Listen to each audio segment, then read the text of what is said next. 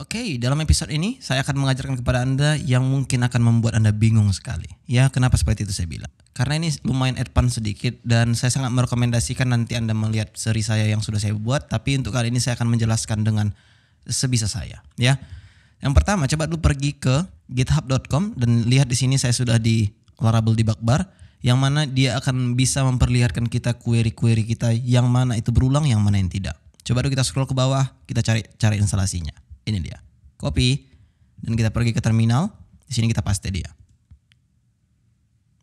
Alright, jika sudah, sekarang harusnya jika kita refresh di browser, otomatis lihat di bawah sini ya, pasti ada nanti yang namanya merah-merah. Refresh?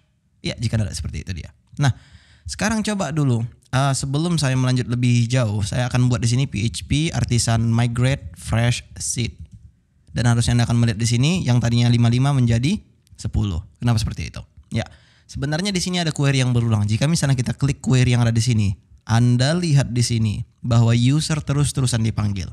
Select user ID 1, limit 1. Select user ID 1, limit 1 dan seterusnya. Kenapa seperti itu? Ya karena di sini status kita cuma 5. Makanya di sini jika Anda perhatikan, dia yang berulang cuma 5 kali. Watch, ketika misalnya kita buat di database header yang ada di sini pastinya. Dan tadinya kita buat di sini 105, coba kita ganti menjadi 25 misalnya. Dan sekarang coba pergi ke terminal, artisan fresh sheet lagi, refresh di browser, maka jika Anda lihat di sini sudah menjadi 30. Yang mana sebanyak apapun konten Anda di sini, Anda pasti mendapatkan loop yang terus-terusan terjadi atau query yang berulang. Itulah namanya disebut dengan N+1 problem. Alright. Nah, sebenarnya bagaimana cara handlingnya? Kan gitu. Itu yang jadi pertanyaan besar. Di sini saya memperkenalkan kepada Anda yang namanya eager loading. Jadi apa fungsi eager loading itu? Dia akan fetch sekaligus. Artinya ketika misalnya dia fetch yang ini, dia fetch juga query itu. Mungkin Anda akan bingung di sini, namun coba dulu kita pergi ke Visual Studio Code. Tepat pada coba kita pergi ke timeline ya. Kalau saya tidak salah di sana dia. Di sini dia. Nah, coba return status saja dulu daripada kita return view. Refresh di browser.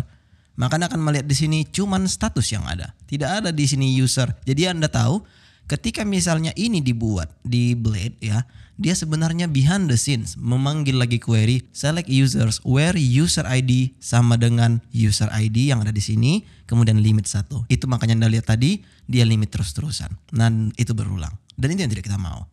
Nah, bagaimana jika seandainya mungkin di sini tidak akan bisa kita lakukan karena kita menggunakan timeline di sini. Nah, coba dulu kita pergi ke user model yang ada di sini karena timeline itu berada di sini. Ya, ini dia. Nah, sebelum where ini terjadi, saya akan buat di sini eager loading ya dengan cara with. Kita buat di sini user.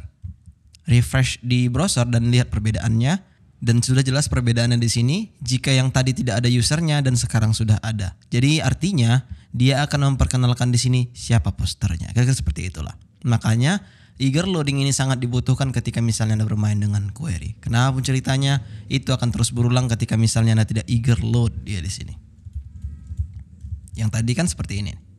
Cuman status saja yang ada. Jadi behind the scenes dia akan melakukan yang namanya select all user where ID sama dengan users ID and limit 1 dan get. Kira-kira seperti itulah.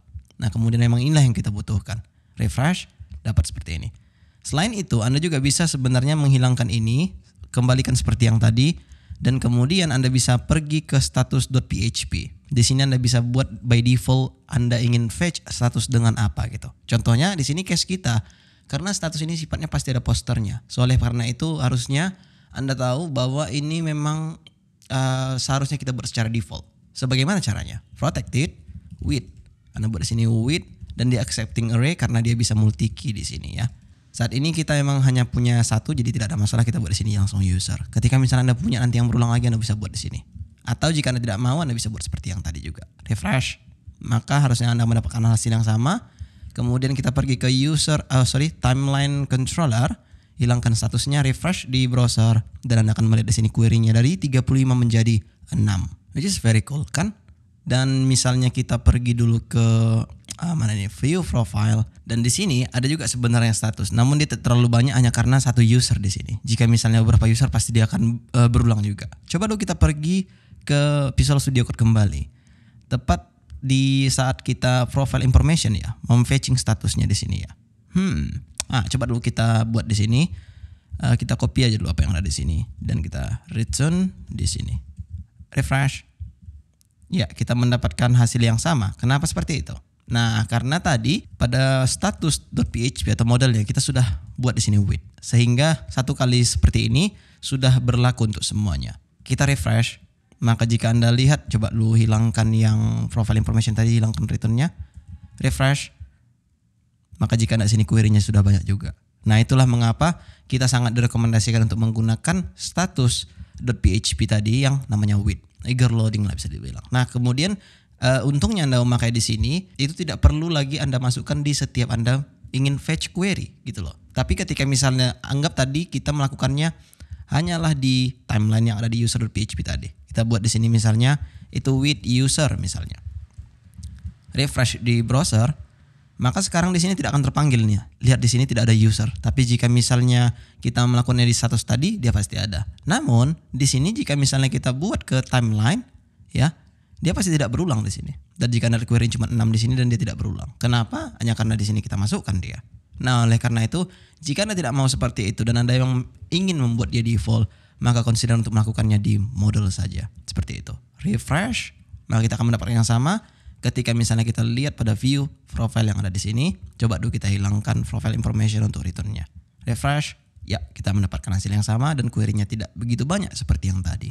Dan coba dulu, saya pergi dulu ke Visual Studio Code. Daripada kita masukkan semua di sini statusnya, coba kita buat di sini limit 5 atau berapa lah, 10 lah misalnya. Refresh, ya kira-kira dia tidak akan tampil semuanya. Oke, very cool. Dan sebelum saya menutup video ini, saya ingin memberitahu kepada Anda bahwa sebenarnya debug bar ini akan muncul ketika Anda dalam masa dev. Ya, artinya gini. Pada .env file di sini kan app debugnya true. Kalau kita ganti menjadi false, refresh di browser, maka dia akan otomatis hilang. Artinya, ketika misalnya Anda ingin host website Anda ini mau itu di PPS, mau itu di share hosting, seianya harus Anda buat di sini false biar supaya debug barnya tidak kelihatan seperti ini. Karena ini hanya untuk dep saja. Makanya kita install tadi dia dengan cara flag dep biar supaya dia masuk ke dep dependency. Alright, jika sudah, saya akan melihat Anda di video berikutnya. See you soon.